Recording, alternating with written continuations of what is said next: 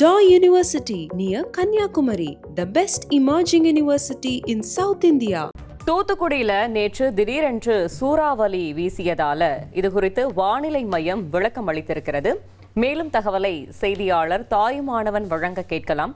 தாயுமானவன் வணக்கம். வானிலை ஆய்வு மையம் என்ன விளக்கம் அளித்திருக்கிறது? முழு தகவலையும் சொல்லுங்க.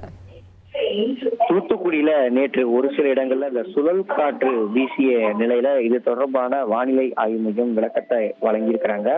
அமெரிக்கா, மெக்சிகோ போன்ற நாடுகள்ல பேரழிவை ஏற்படுத்தக்கூடிய டொர்னடோ சுழல் காற்று போன்ற ஒரு சுழல் காற்று தூத்துக்குடியில அரிதாக உருவாகி இருந்தது.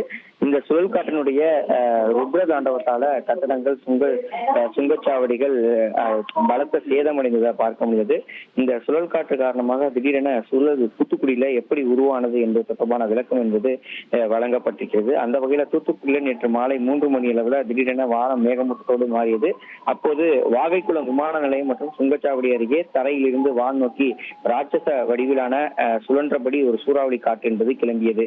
இந்த நிலையில தான் அதற்கான விளக்கம் வழங்கப்பட்டிருக்கிறது. தென் தமிழ்நாடு முழுவதும் சராசரியாக கடல் மட்டத்திலிருந்து சுமார் 3.1 கிலோமீட்டர் உயரத்தில் நிலவிய கிழக்கு மற்றும் மேற்கு திசை காற்றுடைய பள்ளம் காரணமாக தூத்துக்குடியில வலுவான மேல் நோக்கி காற்றத்தோடு கூடிய இடியுடன் கூடிய மலை மேகங்கள் உருவாகி இருந்ததாகவும் இதன் விளைவாகவே விமான நிலையம் மற்றும் அதன் சுற்றுவட்டார பகுதியில பலத்த காற்று மற்றும் தூசியுடைய எழுச்சி என்பது ஏற்பட்டதாக தகவல்கள் என்பது இருக்கிறது.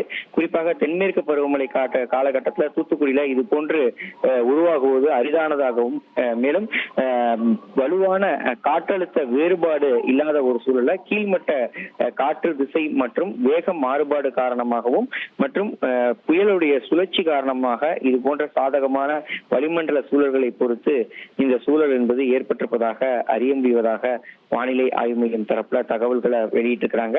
மேலும் பலத்த காற்று மற்றும் தூசியுடைய எழுச்சியை ஏற்படுத்தியதால தூத்துக்குடியில இது போன்ற ஒரு சூழல் என்பது ஏற்பட்டிருப்பதாகவும் தகவல்கள் என்பது வெளியிடப்பட்டிருக்கிறது.